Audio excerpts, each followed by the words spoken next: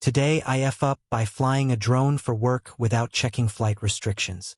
Context for this story: I make wedding films and I often use a drone to capture certain sequences for my films. Clients love it, the drone is fun to fly, and the clips you can get out of drone footage really adds a nice flair to the films. I am licensed by the FAA to fly small drones, meaning that as long as I follow all of the rules and regulations for the particular area/airspace I find myself in, I can fly my drone as much as I want for as long as I want.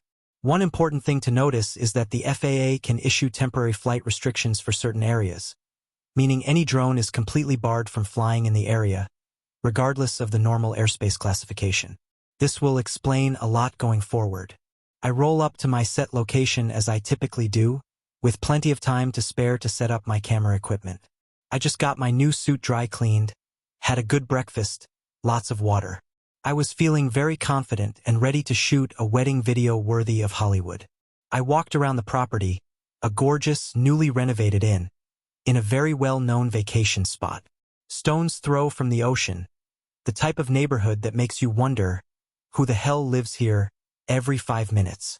After taking a good look at my location, I decided it was time to fly my drone and grab those aforementioned high-quality video clips. The wind was minimal, the sun was out, but not too bright. The perfect setup for a drone flight. I get the drone all ready to go, and float it up into the air. I take it up a few hundred feet to grab a wonderful clip of the ocean, with the beautiful houses in the background, and grab a shot of the property. Satisfied with what I captured after about 10 minutes, I brought my drone back down to the ground. I pack it away in my car and grab my usual camera and continue filming the exterior of the property. As I am doing this, I notice out of the corner of my eye 2 men in their mid-40s walking towards me. I pay them no mind and keep doing my thing. Eventually, instead of passing in front of me to go somewhere in the inn, one of them asks me, "Hey, were you flying that drone up there?"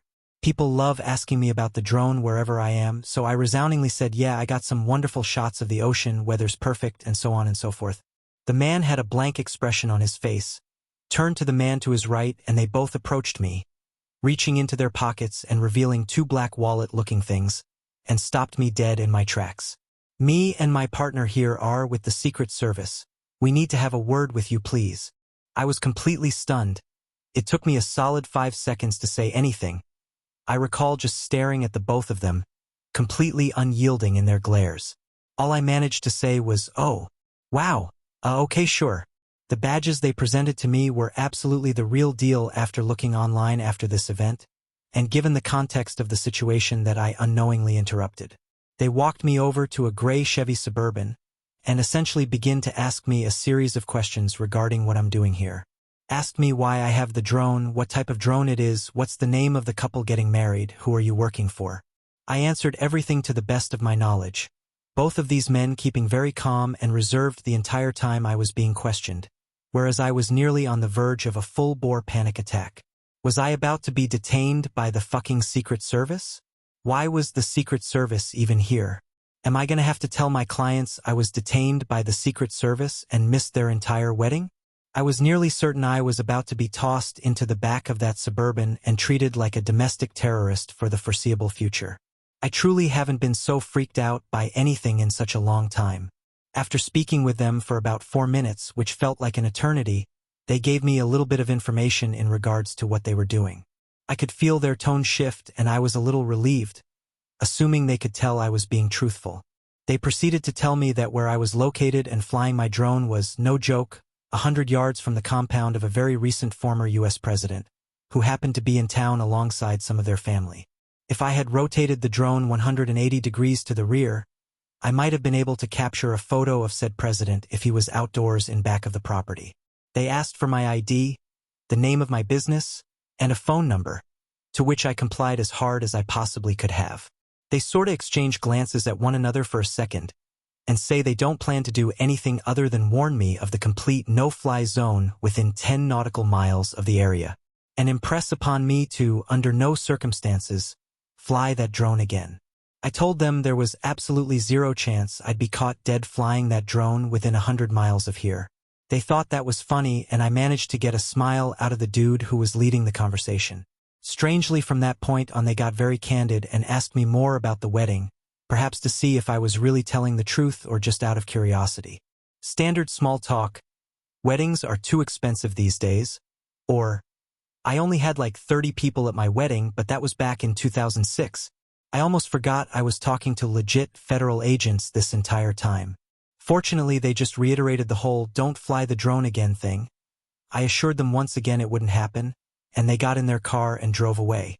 The whole interaction maybe took just under 10 minutes, and I took a solid 5 to decompress in my car. I told my client what happened, to which I received a hearty laugh.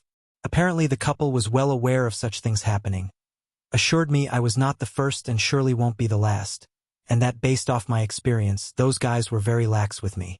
When we traveled from a church to the reception, I did see both of those gentlemen on the grounds outside, and my heart dropped in my chest.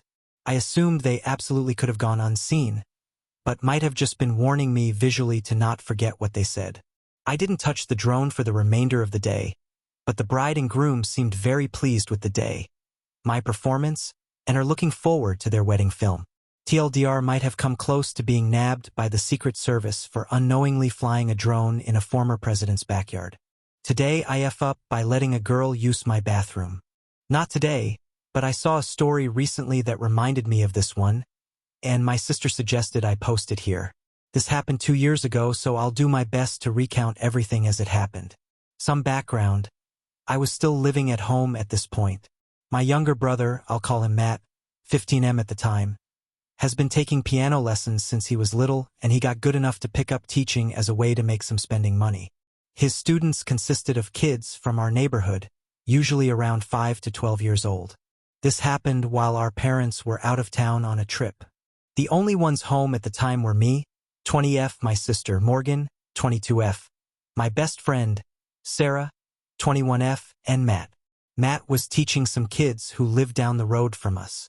It was a group of 3 siblings, 5M, 7M, and 9F, and the way he'd do their lessons was that he'd teach one at a time while the other 2 hung out and played with toys. At one point, 9F asks if she can use the bathroom. We have 3, 2 on the upper level and 1 downstairs, and she chooses the one downstairs. This is after she's already had her portion of the lesson, and Matt is finishing up with the last kid. About 15 minutes later, their mom shows up to pick them up, and they leave. I notice that 9F is moving a little quicker than usual, but obviously, I don't think anything of it. Some time passes, and I go downstairs to go to the bathroom. This bathroom is the type with a separate little room where the toilet is so that people can still brush their teeth and stuff if someone is using the bathroom, and when I walk in, the door is closed. That's kind of weird, but not alarming. I open the door and lift up the lid, and immediately, I'm hit with the most ungodly stench I've ever encountered. I have a strong stomach, but I was close to gagging. This toilet is mega clogged. The water is close to the top of the bowl, and this is not a few turds lurking by the drain with mostly clear water. I cannot see where water ends and poop begins. I knew immediately that this was not the work of a family member. No one I knew was capable of this. This was an unfamiliar and malignant turd that this girl had dropped in my home. I'm trying to work past my revulsion to deal with this in a quick and sanitary manner. The plunger, right next to the toilet I might add, hadn't been used, so I had hoped that it would be as simple as a few quick rounds of plunging to get everything down. I gave it a try, hoping the murky water wouldn't impede my progress, and to my utter horror, the water rose higher. Not only that, it wasn't draining whatsoever, even when I left it for several minutes in hopes that the level would go down enough for me to give it another try. The situation was dire. The smell was so thick that if I lit a match I would have emerged with singed eyebrows. The water was just on the precipice of overflowing, and if this particular water escaped the toilet, we would have had no choice but to permanently seal off the bathroom as a biohazard. There was no room for error here. I had to call in reinforcements. I steeled myself and went upstairs to find Morgan and Sarah. If not for help, at least for moral support. As calmly as I could, I let them know about our predicament and requested that they follow me to help assess the situation. As expected, they were horrified.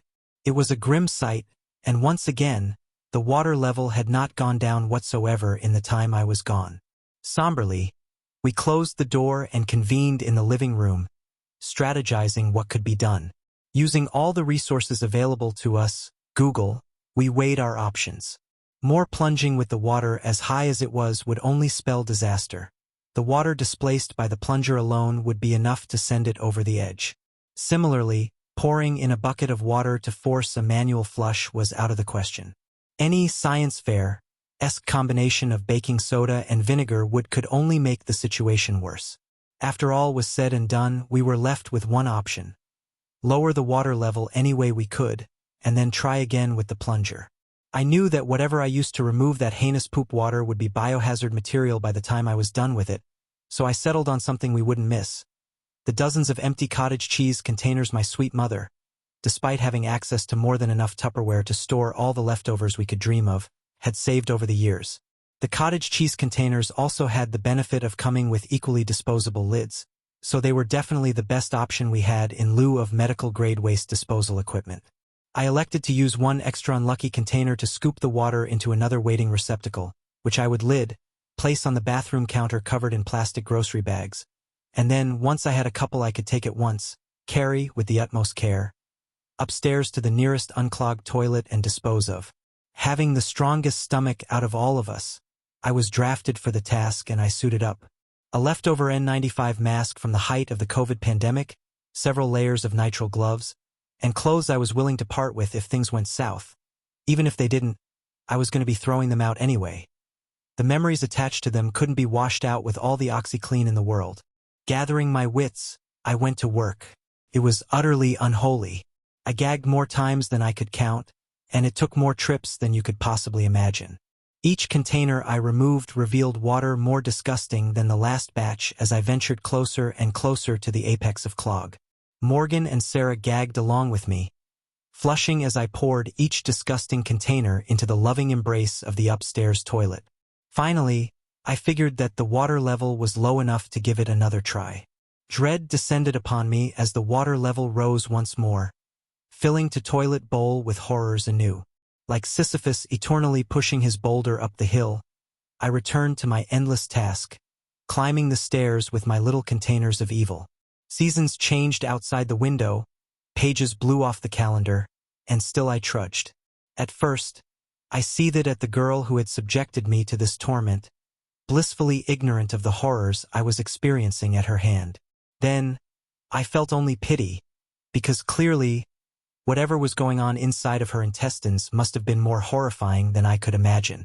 Once more, the water level lowered, and I, beaten down, reduced to a shadow of my former self, raised the plunger again. I plunged with all my might, using muscles I have not used before or since. The clouds parted, the world regained color, as the toilet let out a pathetic gurgle, and the water finally drained. I could have dropped to my knees on that cold tile floor. I was so happy. I gave it another good plunge and watched the water finally run clear, the bowl refilling and my nightmare ending. I quadruple-bagged the sullied containers and threw them in the dumpster, just as my parents pulled into the driveway. They saw the state of me and asked what had happened. Sweating, nearly trembling and ready for a year-long shower, I said the words that had been running through my head for the entire hour-long ordeal. A shit and run. TLDR. A 9-year-old girl blew up my bathroom so badly that I had to manually remove the water from the toilet to avoid a biohazard situation. A shit and run, if you will. Thank you so much for watching the video. For more video like this, please subscribe.